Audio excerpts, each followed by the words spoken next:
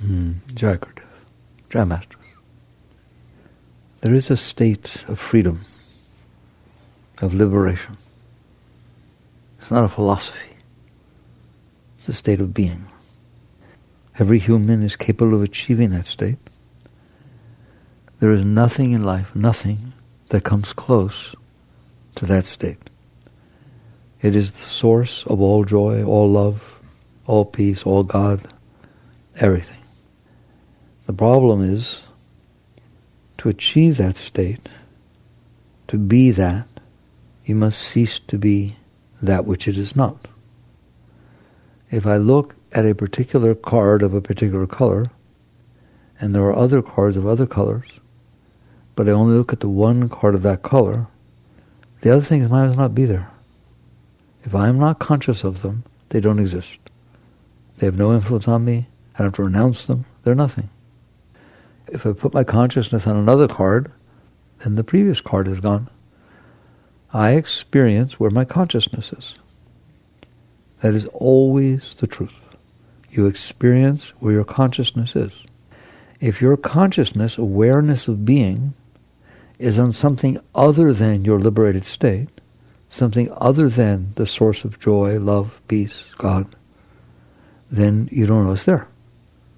Just like you don't know the other cards are there when you're staring at one in particular. How does one go about freeing themselves? There are 7 billion techniques. There are lots of philosophies. But I'm telling you, when it comes down to it, if you want to explore and take the chance that there are more cards than the one you're looking at, you have to stop looking at the one you're looking at. There's no other way. That is what Christ meant when he said you must die to be reborn. If you wish to see another state of your being, to be reborn into another state of your being, you must cease to pay attention to the one you're paying attention to now. You must die of one state to be born in the other. It's rather dramatic, talk about dying. If you're looking at a given card of a given color, I don't really have to say you have to kill your awareness of that card. I can just say you have to cease to be staring at that card if you ever wish to see something else. You must withdraw your awareness, your attention, from one thing in order to be free to be aware of something else. So I could sit all day, I wouldn't mind, telling you about the beauty that exists inside of you, about the intoxicating flow of your higher bodies. But what is the purpose of that if you're not going to stop looking at your lower bodies? So to me, the entire path is to learn to cease to be addicted to staring at your lower bodies. Period. The rest happens by itself. If I stop staring at one particular card of one particular color, and there are cards all around of other colors, you don't need to tell me how to see the other cards. It's effortless. The moment my awareness is ceasing to focus on this one card in a fixated, addicted way, and it is freed from staring at that card, it's going to see other cards. It's going to see what else is there. But while it is staring at that card, it will not see what else is there. And that's all that's going on. There are great states inside of you. If you are trying to find them, you are wasting your time. Because while you are staring at the one card, let's just carry the analogy a little further. You are staring at one card. It's red, and you're just totally addicted to red, and you're staring at the card. And somehow you manage to hear that there's this thing called other cards.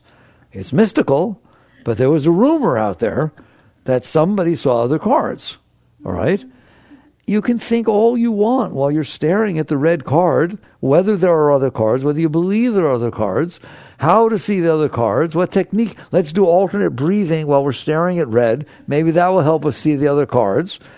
Until you are ready, willing, and able to withdraw your consciousness from staring at the red card, it's all philosophy. It's all talk. It's all in your head. You will never experience it. You will go nowhere. So the entire spiritual path is about detachment. Detaching your consciousness from what it is attached to. Because what it is attached to now is very limited. Therefore, you can't see the rest. All right? What is my consciousness attached to? I give you this talk all the time. I'll give it to you slightly different today. In truth, what your consciousness is addicted to, is attached to, is fixated on, are your thoughts and your emotions. I normally would say the outside world, but you'll go deep enough to understand it's not true. You are not addicted to the outside world. You are not fixated on the outside world. You are addicted and fixated on your thoughts and your emotions. Why? Because if your thoughts and your emotions are not pleasant, they are not fun to be with. If your thoughts and emotions are pleasant, they are more fun to be with. But either way, you are staring at your thoughts and emotions. If your thoughts and emotions are very tumultuous and they are bothering you, I guarantee you are staring at them. People that are depressed, you think, why do you want to hang out with depression? That's right where they hang out. All of their consciousness gets completely buried in it. It pulls it into it, doesn't it? So disturbing psychological states, mental and emotional, draw your consciousness into them until that's your entire focus, just like staring at the red card. You're staring at depression. You're staring at jealousy. You're staring at disturbance. You're staring at need. So if the psyche is disturbed, you stare at it. If the psyche is elated, your mind is very excited about something, your heart has fallen in love, you stare at that too.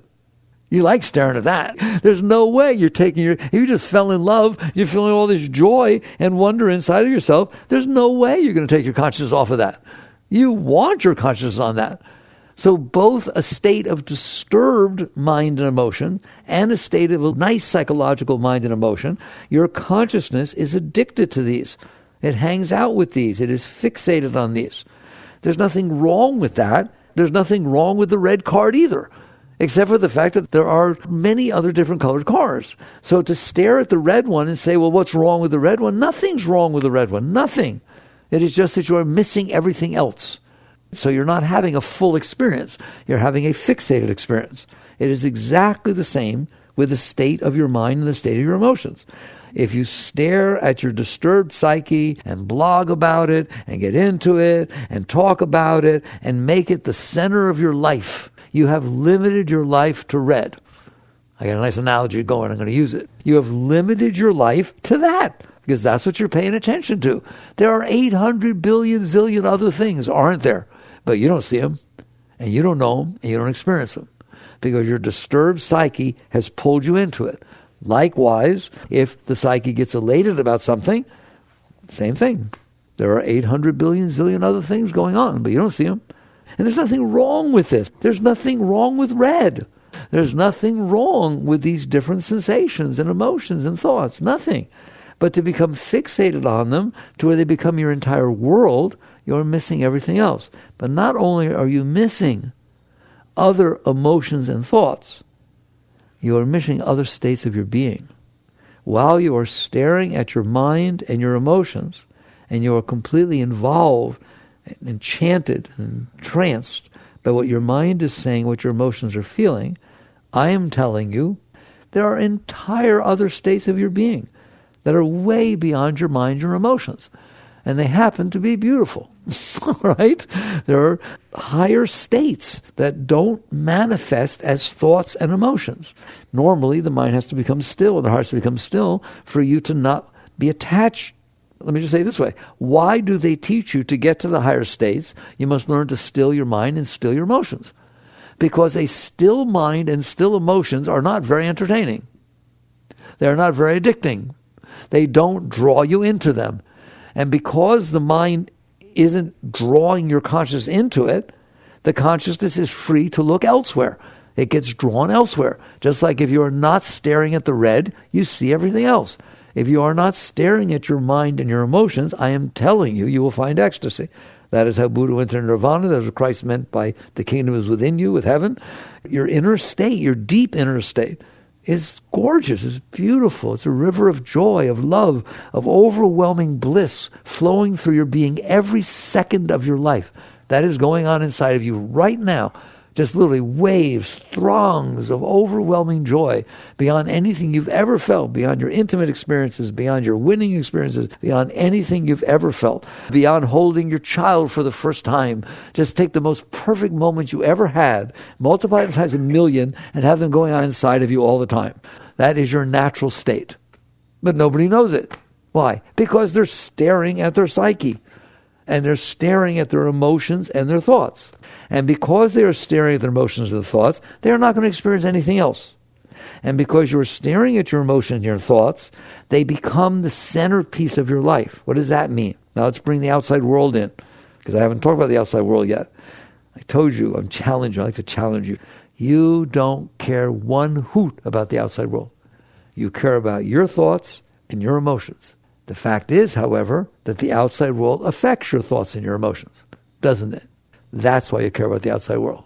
Because you have noticed that if somebody walks up to you that is handsome or pretty and other people are impressed with them and they walk up to you in public and they start saying really, really nice things to you, oh my God, you're the apple of my eye. You're the beginning and end of my entire existence. And everybody's listening and, oh, you feel good inside, don't you? The outside can affect your thoughts and your emotions. And also if somebody says terrible things while other people are around, it really affects your thoughts and your emotions, doesn't it? You have noticed that what goes on out there affects what goes on in here.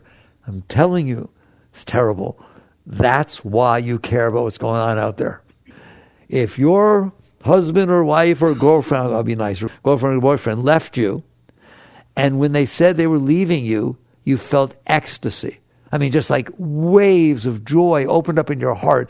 It was the music to your ears. It was just, oh my God, it's exactly what you wanted to hear. You say, can I help you pack? All right. If on the other hand, it sent you into depression, you'd grab and try to hold on. What you care about is your inner state. You live in here. This is your house. Of course, that's what you care about. You live in your psyche and in your emotions. Therefore, the outside world affects your psyche and your emotion. By the way, you don't have to live in your psyche and your emotions. It is what you are staring at. You are staring at your psyche, your mind, and your emotions. So because you are staring and fixated on your mind and your emotions, when the outside world changes and it affects your mind and your emotions, you care. And so what you end up doing is living the following life. I am addicted to staring at red, meaning my mind and my emotions. The outside world affects the card I'm staring at, affects my mind and my emotions. Therefore, in order to have a nice relationship with my mind and my emotions, which I'm addicted to, I need to do things outside so that when the outside comes in, it makes the mind and emotions be nice.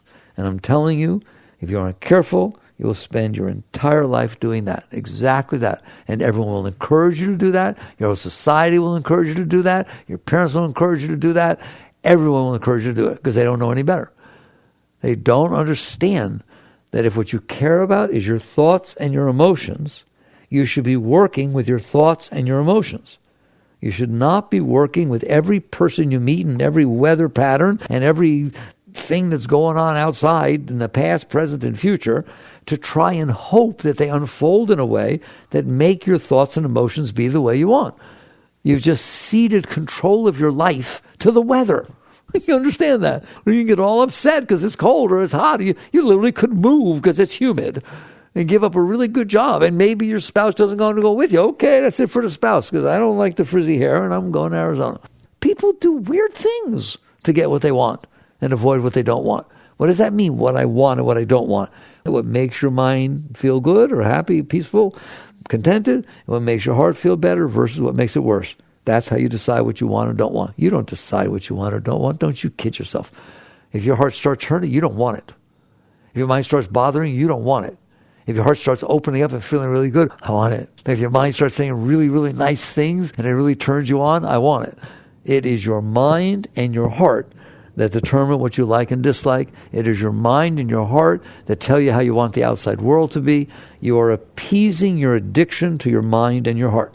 And if you are not careful, you will spend the rest of your life doing exactly that. You would just go out and attempt to manipulate people, places, and things around you so that they be the way you need them to be, so that when they come in, your mind says nice things and your heart feels nice things. And when they come in, your mind doesn't get all freaked out and the heart doesn't get all freaked out. Well, you got yourself a job. You just took on quite a job. What do you mean? You took on a job of making the universe as it unfolds in front of you match what your mind and your heart feel. Good luck. Good luck, because you're not running the universe. You are not determining what is unfolding in front of you. The forces of creation are determining what's unfolding in front of you. And if you're only going to be okay when the things unfolding in front of you, when they come in, make your mind feel good, make your heart feel good, you're not going to be okay. You're just going to struggle. You're going to struggle with everything as it unfolds. You're going to worry, have anxiety. All kinds of junk's going to go on because you've decided the world unfolding in front of me needs to be the way that makes my mind feel good and my heart feel good. Why would it do that? It just doesn't even make sense. And the part that really blows me away, even if you want to argue, well, shouldn't I be trying to make the moment in front of me be the way I want? You can do whatever you want. All I know is I could spend as much energy, every bit of energy, time, and planning to try and get the moment to be the way I want. You know what it does? It leaves. Not a single moment stands still. It's like a motion picture. It's not a still shot. I turn around, there's another moment. I got the wedding exactly the way I want. And now the honeymoon's got to be right, and then the kid's got to be right, and this got to be right. And oh my God, and nothing better happened any moment. Oh my God, no wonder we're neurotic. You can't possibly win. It's absurd. So you come back and realize, you work your way backwards, and you come back to the real work, which is the problem is not what the world is doing in front of you. The problem is not the weather. The problem is not your ex-husband that doesn't even live in the same town as you anymore. The problem is not these things. The problem is that you're having a problem with your mind and your heart. And you are staring at them, and because they are having a problem, you are having a problem. And you're trying to solve it by getting the outside world to be a certain way. Now there's two ways you can deal with this. One is to say, I want to get my mind so it's nice. I want to get my mind so it doesn't bother me. I want to get my heart so it stays open and it doesn't bother me. That is a very legitimate realm to work in. But I am not going to cop out and teach you less than the deepest thing there is. That is not the deepest thing to do. That will not lead to liberation. What? To try and make your mind be nice and try to make your heart be nice. It's called sattvic. In the Gita, they talk about tamas, rajak, sattvic. These are states of nature and states of your inner being. And that's why the Bhagavad Gita is as deep as it is. It doesn't teach that what you should be doing is making everything sattvic, pure, peaceful, etc. It doesn't teach that. It teaches what I'm about to teach, which is the problem is not what the world is doing. And the problem is not that what the world is doing is disturbing your mind and disturbing your heart. The problem is that you are addicted to staring at red. If you are not addicted to staring at your mind and your heart, guess what? It doesn't make any difference. It doesn't matter what the red is doing. If the red needs to temporarily lay down and take a rest while I'm looking at 43 other flavors, what do I care? If the red wants to lay down and take a rest while I'm staring at it, it's like I'm attached to it. It's my whole being. I'm dying. Come back. Don't. I'm melting. If your consciousness is lost in one object, watch a TV show that you're completely engulfed in. I mean, completely gone, and have someone turn off the TV. You go crazy because you are addicted. Your consciousness is resting on this. Your consciousness is resting on the mind and the emotions. Your mind and your emotions. While it's doing that, you own it. So you got to try and make it nice. When your consciousness is no longer resting on your mind and your emotions, you mean it's capable of not resting on your mind? Of course it's capable of not resting on your mind and emotions. That's like someone saying, you mean I don't have to watch the soaps every day? Of course you don't have to watch the soaps every day. You mean I don't have to smoke after dinner? No, you don't have to smoke after dinner. You don't have to do anything. You're a free being. If you let yourself be, there's no way you have to watch the soaps. The problem is you're addicted to watching the soaps, and that's why you think you have to watch the soaps. You do not have to smoke after dinner. You're addicted to smoking after dinner, and that's why you think you have to smoke after dinner. If you're on heroin addict, you do not have to do a hit of heroin. You are addicted to doing heroin, and therefore it is difficult to not do it. It is exactly the same with your psyche. You're telling me I don't have to be staring at the melodrama of my own thoughts and the melodrama of my own emotions? That's right. You don't have to. You are the one who's staring at it. You do not have to be staring at it. You're staring at it for the exact same reason that you have to take your smoke after dinner or the heroin addict has to take their hit. Because you are not comfortable with it and you don't know how to let go of it, so now you need to fix it.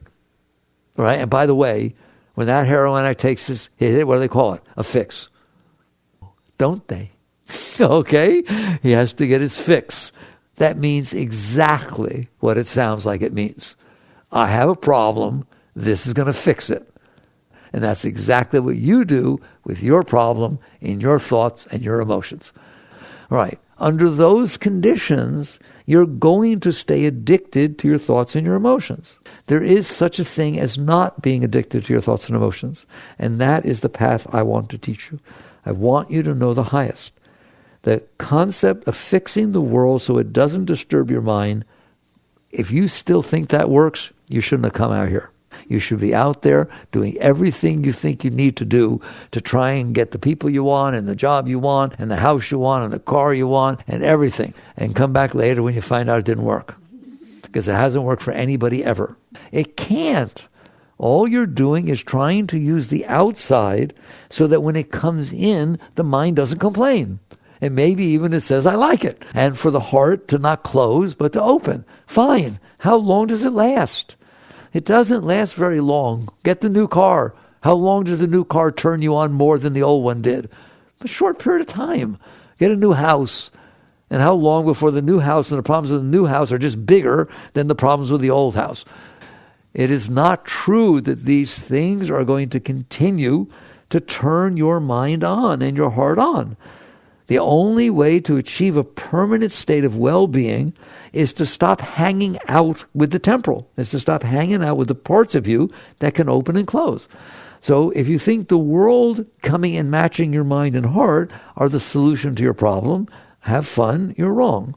If you think fixing the mind and the heart so they're nicer and they say nicer things is a solution to your problem, it is definitely a solution compared to what you're doing now, but it is not liberation.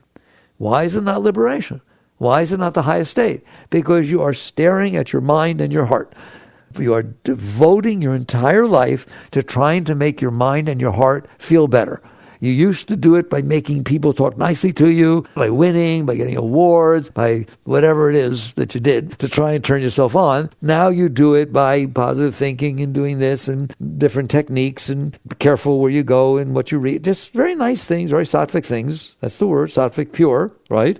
But you're still working with your mind and your heart. You are still completely 100% of the time working with your mind and your heart. Now, don't get me wrong. It is very good that you do those things. Because in the state most people are at, which is almost everybody, if they don't do those things, their mind and their heart is a complete mess. They're not going to get out that way. So it is true that when your mind becomes more peaceful and your heart becomes more peaceful, it is easier to not spend all your attention to it. When your mind is in turmoil, it is very, very difficult to take your consciousness off of it. If you drop a hammer on your toe and it's throbbing, and I say to you, don't stare at your toe, get your consciousness off your toe, put it on your nose. It's really hard. If when there's nothing wrong with your toe, I say put your consciousness on your nose, it's the easiest thing in the whole world. Now you understand Tamas, Rajik, Sattvic. All right? That's exactly what it is. Tamas meaning darkness, depression, no energy. Rajasic meaning passion, desire, wanting, all that noise. And Sattvic meaning quiet, soothfulness. Those are the three states of nature, the gunas. So this is a major part of the Vedanta teachings, right? That nature has these states. You are the consciousness, the awareness. You know when the mind is causing trouble. You know when the heart is open or closed. You know these things because you're in there. If you devote your life, the lowest life you can live is to pay no attention to your mind and your heart or yourself, your inner being, but only pay attention to the world outside of you, whether it's unfolding in the way that will make you feel better when it comes in. That is the lowest life you can live. By definition, you're the furthest away from yourself that you can be. You're way out here messing around with other people. That's hilarious. I'm trying to be okay, so you do this. I'm trying to be okay by making you do what I want. You've done it, haven't you? All right? That's what we do with our relationships and everything like that. No. Next step, which is very good, wonderful step, is to step in and say, hey, it's my mind, they're my emotions, I'm going to get them together. And there's lots of techniques for doing this. And that's wonderful. And it is very wonderful compared to trying to use the outside world to fix you, because the outside world keeps changing and it's not going to fix you. At least you're working yourself directly. So I'm not knocking that. It's important. There are times where you're supposed to step in, your mind is going to start causing trouble, you work with it, you neutralize it. You do something with your heart starts to close, you work with it to keep it open. Totally natural. But that is not the highest work you can do. That is not the highest state. The highest state is to sit there and realize, I am not my mind. I am the one who notices my mind. I am not my heart. I am the one who notices the state of my heart. Somehow, if I can figure out, and I'd love to help you, if I can figure out how to cease being so interested in what my mind is saying, and cease being so interested in what my heart is feeling, that regardless of what it's saying or what it's feeling, I don't have to stare at it. I almost cried saying that. That's liberation. That's liberation. That's a Jivan Mukta. That's a liberated soul. Do you understand that? They are now free to explore beyond the personal self. They are free to explore beyond the personal mind and the personal heart. Is there a place beyond the personal mind and the personal heart? To me, that's like saying, is there something if I stop staring at the red card? Of course there is. The red card's in a given place in time and space. Your thoughts are in a given place in time and space. You think there aren't things above it, below it, on all sides, 3D, right? You have to go to other planes of reality. Are you going to sit there and say that the other colors are on other planets, on other planes of reality? No, they're just in places that you're not willing to look. It is the exact same part of your being that sees the red as the one that sees the orange. You don't have another sense. It is the exact same consciousness that is staring at your mind and staring at your heart that does not have to stare at your mind and heart, and therefore it sees everything else other than your mind and your heart. It sees the rest. You have the ability to see. You're a conscious being. Your consciousness is not limited to your thoughts and your emotions. Well, what is consciousness limited to? Nothing. If you are sitting there staring at the TV in your room, a little 24-inch flat screen, you're staring at it, then all you see is that. Your whole world is that. But if you say to me, if I stop looking at this, what will I see? Everything else. You'll see the whole rest of the room. You'll see outside the window. You don't have to go to another plane of reality. You don't have to be weird about it. You will see what's there. Well, why don't I see what's there now? Because you're staring at this little tiny piece. That's the importance of understanding what's going on. So it is not that you have to learn how to have out-of-body experiences and open your third eye and see other worlds. And no. I'm very grounded. I'm into that stuff at all. It's just another place to get lost in all this stuff, right? Let's get real. You are staring at your thoughts and your emotions, and you know you are. And you don't know how not to. All they do is shift, and you go with them. The mind says one word, you're off on a train of thoughts. Really, seriously, you don't know how not to look at your thoughts, especially if they're disturbing you negatively or positively. If they're saying, oh my gosh, she was so beautiful. Where'd she go? I want to be with her. I wonder where her number. I forgot to get her number. Oh my! You get serious about that. Or if it's sitting there saying, where is she? Maybe she's lying to me. How do I know? How do she tell me the truth? Oh my God, I can't live with that. Don't look at that. Good luck. You think you're supposed to look at that. I got to look at that. All right? It's the funniest thing in the world. So you are addicted to the negative and positive thoughts. You're addicted to the disturbed thoughts. Liberation, freedom, the real states of yoga, the real states, cannot begin and exist while you are caught, while you are fixated on your thoughts and your emotions. So the entire path, if you want to skip all the in-between steps, the entire path is how to not be staring at your thoughts and your emotions. Well, how do you do that? You first understand, why am I staring at it? Why am I staring? Especially if I dropped a hammer on my toe and there's nothing I can do about it. It's going to throb for a while. The last place in the world I want to put my attention is on my toe. It's so silly. It doesn't help anything. It hurts like hell. Why am I doing that? Because you don't know how not to. If you had the ability to put it on your nose, you'd do it in a second and let the thing heal. Doesn't need you down there, but you don't know how to. Why? For the same reason that you keep staring at your thoughts and emotions. You stare at them because you are very interested in them. Why do you watch one TV show and not another? Why does one TV show suck you into it totally? You don't even know where you are. You lose your bearings in the room. Another one, you don't even want to sit down and even bother. Because one, you are interested in. You are sincerely, totally interested in what it's saying. And the other, you couldn't care less. So if you don't care, you don't stare. It's totally natural. If something's not interesting to you, you don't have trouble not looking at it, do you? If your mind is talking about things that are like the commercials on TV instead of the main programs, you wouldn't stare at the stupid thing. You'd listen to talk like this and say, oh, this is boring. Like, of course, I'm not going to look at that stuff. I'm not even interested. If the heart didn't interest you, they were just doing stupid things and just didn't interest you, leave me alone, I'm too busy. You just go about your business. But the truth of the matter is, and this is very deep, your mind and your heart are doing exactly what they're doing because those are the things that interest you. Was it a conspiracy? I guarantee you all the cards are stacked against you. If your mind is talking about something, it's because your heart has something to talk about. There's a part of your being that needs to express itself, and it is expressing itself through your thoughts.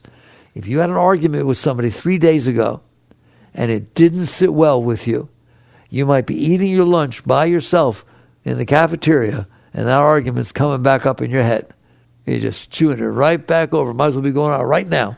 There it is. Everything everybody said.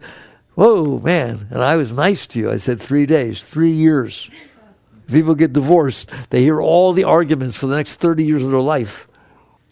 So you wake up and realize the reason my thoughts are so interesting to me is because they're talking about the things that I had trouble with. They're talking about the things that I either really, really liked or I really didn't like, and those are what they're bringing back up, and that's what they're talking about. If in the whole universe there were 6,000 objects that you didn't care about, and there was one that you did, that one object would ruin your life. If you could handle everything, 6,000 things could happen, you couldn't care less. But if one happened, you'd freak out, you'd worry about that one until you had ulcers. But it's only 1 in 6,000, doesn't matter. You make it be 100% because it's the one you fixate on. So basically there's a part of your being where you have stored the past experience that you've had that were disturbing to you. And there's a part of your being where you stored the past experience you had that were really nice to you.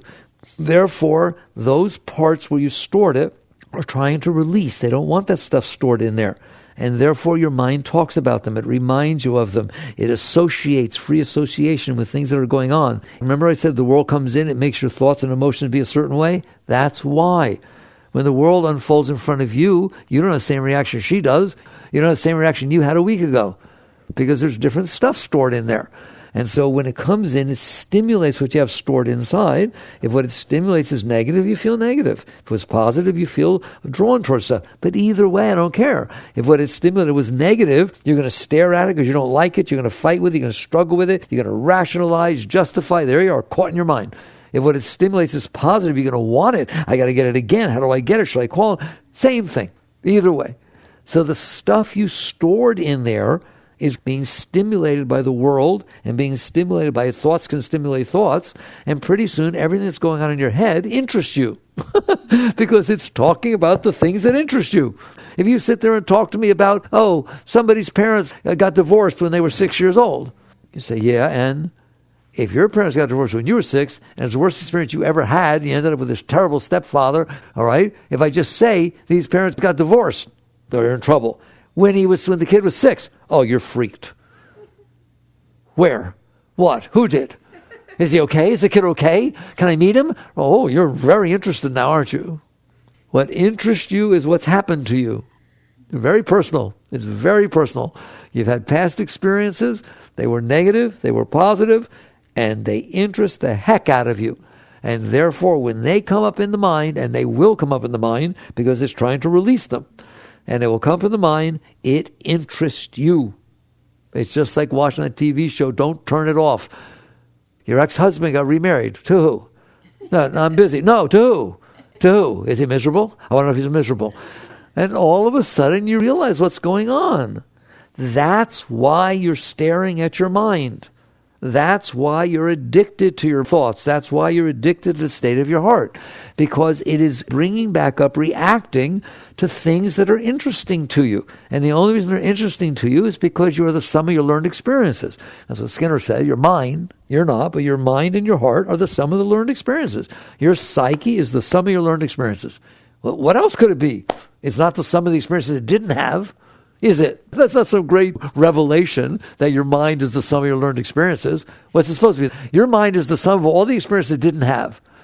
Well, that's the stupidest thing I ever heard of. If it didn't have the experience, it doesn't know anything about them. Here, I want you to go and do an analysis on the computer. Here it is. It's filled with data. I want you a full regression analysis, but don't use the data that's there. Use the data that's not there. Don't find other data. Just make sure you're not using the data that's there. You have to be a computer scientist to understand that's stupid. You can't do that. So it is the same thing inside yourself. Your mind is made up, thoughts in your mind and the feelings of your heart are made up of your past experiences. And therefore they come back up and they talk, and when things come in, they associate with them, and you're in trouble. Because the mind is very interesting to you, isn't it? What it's got to say is very interesting. And the concept of not paying attention to it when it says, well, I don't know where she is. She says she loves me, but I've been hurt before. That's not interesting, is it? Oh, you are very interested in that. You're like all ears. What's it going to say next? Maybe it has a solution. You're like, wow, man. All right. I gained a pound. 1 pound today, 6 pounds tomorrow. Oh my God, what's happening to me? This is terrible. What did I eat? You're very interested in that, aren't you? There's no way you ain't looking at that. Okay. So while you're staring at it, you're in trouble. Why? Because it's trouble. It's just the sum of these experiences you had. And because it's trouble, it causes you trouble. And because you don't want trouble, you go out into the world and try to manipulate the world so people say only nice things to you. That's why you want to have power. If you're the most powerful person in the world, you don't have to worry about what people say to you. They're all in awe. Ooh. That's why you want money. That's why you want power. That's why you want looks. That's why you want everything. That's why you want a special person in your life that you trust will always say nice things to you. You want to be okay. I don't blame you. And so you try to manipulate the world. But I've already been down there. What is the method that works? And now we're talking deep yoga, deep liberation. What works? You start little by little. I've taught this before, but now we really got it down. Little by little, just like you learn to play the piano, just like you learn to play tennis, just like you learn math. You don't do it all at once. You little by little take really simple things, let's take the piano, like scales. That's how they start you, don't they? They start you with basic C scales, not even sharps and flats, just basic C, and you learn to move your fingers, learn to pay attention to the notes. You're just starting. You're starting. You got to start with simple stuff. Once you are good at that, you can shift to other keys. You can do different things. And little by little, when you're really good with the scales, you can try, 3 blind mice or something. All right, you start with simple pieces. And eventually you will learn to play the piano. Reasonably, I'm not saying you're going to be Mozart, but within reason, you will be, let's put it this way, eventually you'll be better than you were when you started. How's that? With probability that you can't be better than you were when you started. How about 0? There is no way you will not be better playing that piano over time if you practice your scales, if you practice the teaching techniques, and so on. All right. What do you end up with? The ability to play the piano. Good. I'm glad. I like the piano.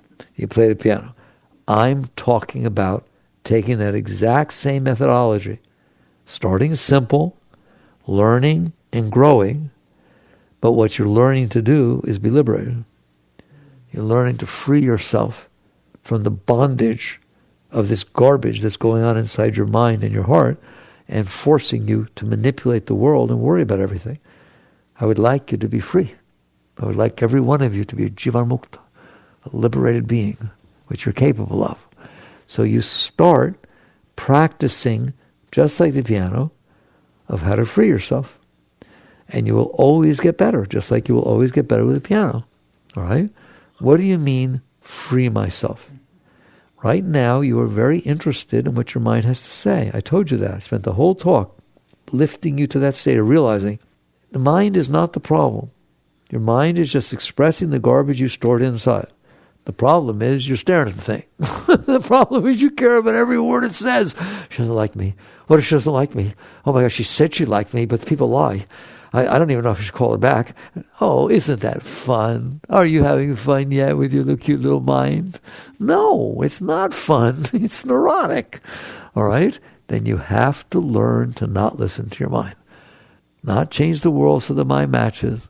Not change your mind so it always says nice things, though you should do that work. There's nothing wrong with working with the world to make it somewhat nicer. There's nothing wrong with working with your mind and heart to make it nicer. I'm just telling you, that's not liberation. Don't put all your eggs in that basket. It ain't going to work. So how do I learn to play the scales of liberation?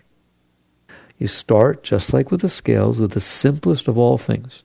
You start with something that's unfolding in the world that comes in and it causes your mind to be disturbed. It causes your mind to get agitated, causes your mind to think something, and causes your heart to react. Sometimes people raise their hand and say, well, how will I find something like that? It goes on every second of your life. Every second of your life, something goes on that disturbs you. There's either a thought that disturbs you, an emotion that disturbs you, or something happened outside that disturbs your thoughts and emotions.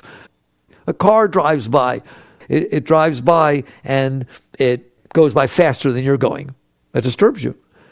It starts to drive by, but it's in your blind spot, and it stays in your blind spot. That disturbs you. You have a lot to say about that. It doesn't use its blinker when you're behind it. That disturbs you. I want you to understand what I mean by disturbs you. It made your mind not be comfortable. It even said something. Your mind said something about it. My mind always wants to sit there and say, don't you know if you're going slower than traffic, you're supposed to be in the right lane? Oh, there's a good one. It gets disturbed by everything. How do I know it's disturbed? It said something about it.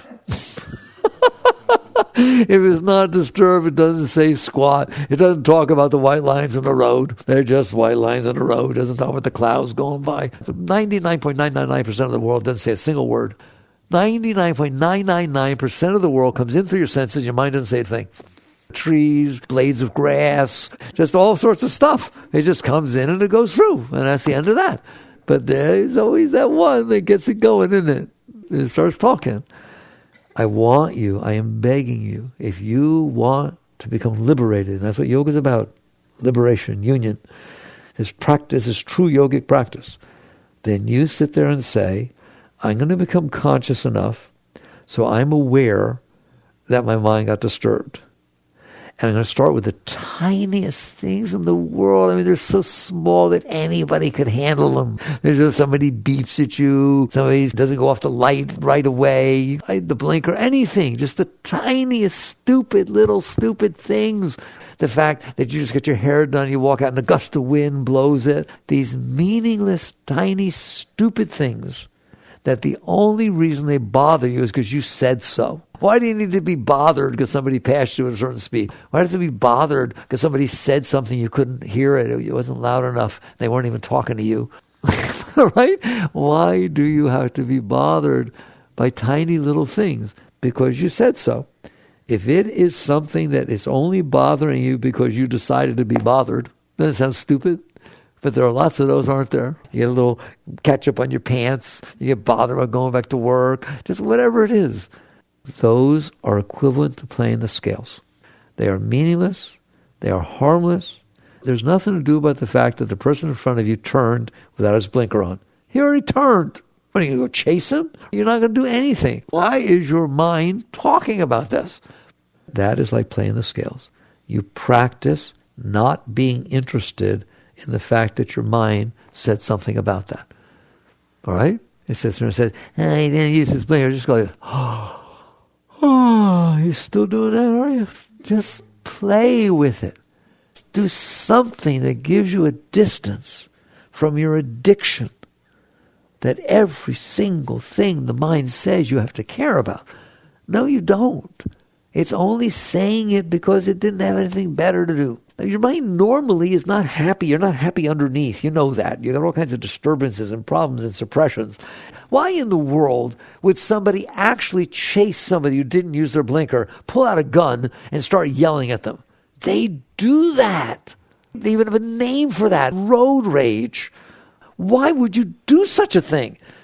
Because you have so much junk stored inside of you, so much pent-up energy, so much suppression, so much disturbance, that when something happens that your mind justifies it should not have happened, it becomes a gateway for all of this stuff to come up. It became a justification. But he should have used his blinker. I'm right. Okay? And the next thing you know, all the garbage of a lifetime is coming up through the hole of somebody not using their blinker. That is exactly what's happening. You need to become conscious enough to look at your mind in these tiny little things and practice not being interested. You practice not being interested. So you start with these little things. You say, well, what's the purpose? Because you learn to do your scales. You don't ask me what's the purpose of doing the scales. You'll find out when you learn to play the piano. All right? They helped your finger coordination. They helped your tone. There are a million things the scales do, isn't it?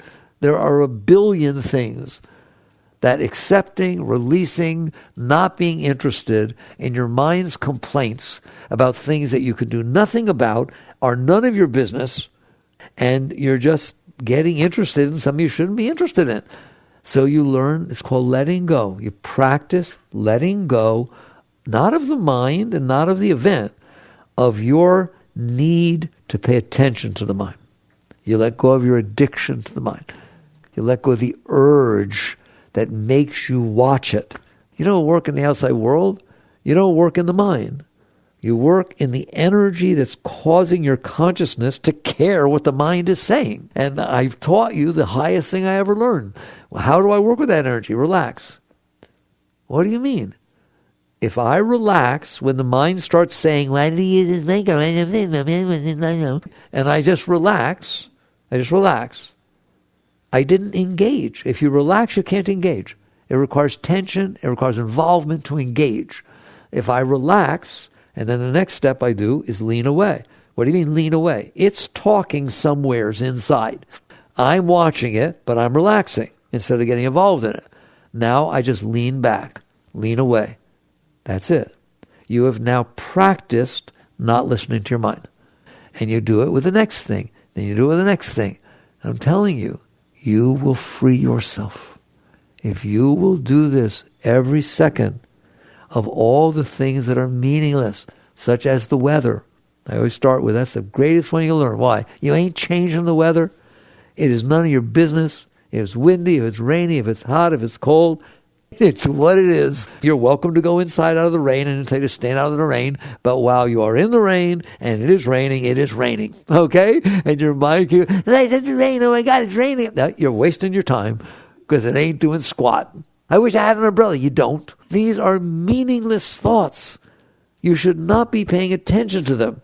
You need to practice relaxing and releasing in the face of this garbage that your mind is talking about. If you will do that, I guarantee you, when you get good at that, you will get good at the next layer. You will get good at the fact that somebody says something to you that offended you or that made you feel this or feel that. Okay, and all of a sudden you're going to find out, okay, they said it and it was hit and run. They said it and left. All right, they said it and left. I can either let it bother me till I see them again, or I can practice the way I did the weather. I can practice the way I did the person who breathed. I can let it go. Right now, you can't. Doesn't seem possible. But that's the same as if you don't do your scales, you're not going to play Beethoven. Seems impossible, doesn't it? There's no way you'll be able to do that. Yeah, there is. Lots of people have done it. But you got to start with the scales. So if you do this every moment, that's where, to me, it's not on a yoga mat. It's every moment of your life. You are back there letting go. You are letting go, letting go, letting go. And then it gets bigger and bigger, and you let go, and you let go, until eventually you will reach the place where no matter what happens, ever, the first thing you do is let it go. And all of a sudden you realize you're okay, no matter what. you are unconditionally okay. Why? Because you can let go. If my mind starts freaking out about something and I can just relax and release, I'm not freaking out. He is. I'm not. And you just achieved a seat of equanimity, a seat of absolute well-being. And that's the only seat in the universe that is absolute well-being. You are never going to get this world to be absolute well-being because nobody even agrees what that means. You're never going to get your mind or your emotions because they are temporal. They belong to the world. They were made by the world. They're programmed by the world. There is, Christ called it, the peace that passeth all understanding. That's what we're talking about. That place of your being where you've let go from. Not what you let go of, where you let go from. All right? But to do that, you have to cease be interested in all your garbage. And it gets very deep. First you go through the personal interactions and this and that and the other thing, and then all of a sudden you realize you've built in your mind these philosophies of what you believe in and what you don't believe in and what you like and what you don't like, and you're arguing with people, or you don't like people who don't like what you like or that don't believe in what you believe in. You just realize, woo, that's just another thing the mind's talking about. And you just relax. I want to see you when you get to that state. When you're letting go of your self-concept, not just what hits it. Your mind doesn't need to be making up a you and then getting upset because people didn't accept you or because it didn't seem to balance. How does it feel when somebody says something, you do something that didn't fit what you normally would think you do? You get all embarrassed. It gets all weird in there, doesn't it? Like, oh, are you kidding me? No, I'm not. Like, oh, the mind will get disturbed. The mind gets disturbed. Id, ego, superego. They're all in there playing with each other. It's like Freud said. You're not any of them. Just relax. Relax and release. Don't I have to feel guilty if I do something wrong? It'll just make you do something more wrong. The more guilt you feel, the more messed up you are. What you need to do is feel, I would never do that again. I learned from that. That's not something that I have any interest in. It was the disturbance of my mind or my heart that caused me to do that maybe hurt another person or went out of balance. The question is not, should I feel guilty? I better feel guilt so I don't do it again. That's ridiculous. You have to have clarity so that you learn from the mistakes that you make. Guilt steals you. Guilt's of the mind and of the emotions. It's just like dropping the hammer on your toe. Guilt's a lot of fun to feel, isn't it? What you need to do is be able to let go of yourself. Let go. By all means, if you've done something that's out of balance, I guarantee you your mind made you do it. Your thoughts and your emotions made you do it. If you transcend, you get above that, you have remorse, you realize, there's difference between remorse and guilt. You realize this was out of balance. I did this because I didn't keep my seat well enough. Then keep your seat well enough. But don't build guilt because of it. Anyways, I'm not going to get into everything. But eventually, all right, that was like playing Mozart when you start letting go of that stuff, all right? You should be able to completely let go of every single thing your mind has to say. If you want to listen to your mind because it's helping with a math problem or solve some physics problem, that's your choice. You're welcome to listen to your mind, to use your mind, but no more addictions. And what you're going to find out is that personal mind is destructive. It's not constructive, it's destructive. Guilt, fear, anxiety, need, likes, dislikes. We're telling you what you want and what you don't want. You'll never be happy. You need this. You know you need this. You're not. God, the mind's amazing. You need to learn to not listen to your mind. You need to learn to relax and release to where the mind cannot pull you into it and the heart cannot pull you into it. And that one you all have trouble with. But aren't I supposed to follow my heart? It's just like the mind. It's just full of personal stuff. But what do you follow? Letting go. I follow what's left after letting go. Nitty. You just keep letting go. You let go. Remember, if you're not staring at the red, you see everything else. When you let go of yourself, what do you see? You can see everything. You'll know everything. You become a wise being, a seer, because you're not lost in the limits of yourself. You can see the rest. And all of a sudden, you make much better decisions. Relationships, finance, business, every single thing in your life becomes totally clear because you make it not clear, right? So this ability, I took you exactly where I wanted to tonight, this ability to realize, yes, there are many paths, many different things you can do, but the highest is when you learn not to listen to your mind. Not suppress it, not hate it, not beat it up, just you talk, I don't listen. I just relax and release. And all of a sudden, everything starts working out as it should, not as you want. You're going to start seeing the universe knows what it's doing, and you've come into harmony with it. And so it becomes a very, very different, completely different life. But you have to learn to not get caught up in your thoughts and emotions. Ever. There's no personal thoughts and emotions. They're welcome to be. They're welcome to be. But they are not who you are. You're the one that's experiencing them. Stay seated in the seat of self. Relax. And then all of a sudden the rest will happen, the much higher stuff. You will start to be able to experience the beauty of your own being. I started by talking to you about that. Now tell me what your life is like when you're feeling nothing but ecstasy pouring through your being all the time. Now go to work. Now get married. Now have a kid. Woo! It's fun because you don't need a single thing and nothing can bother you. All right. I hope you understand these things. That is the essence of the deep teachings in Jagrata.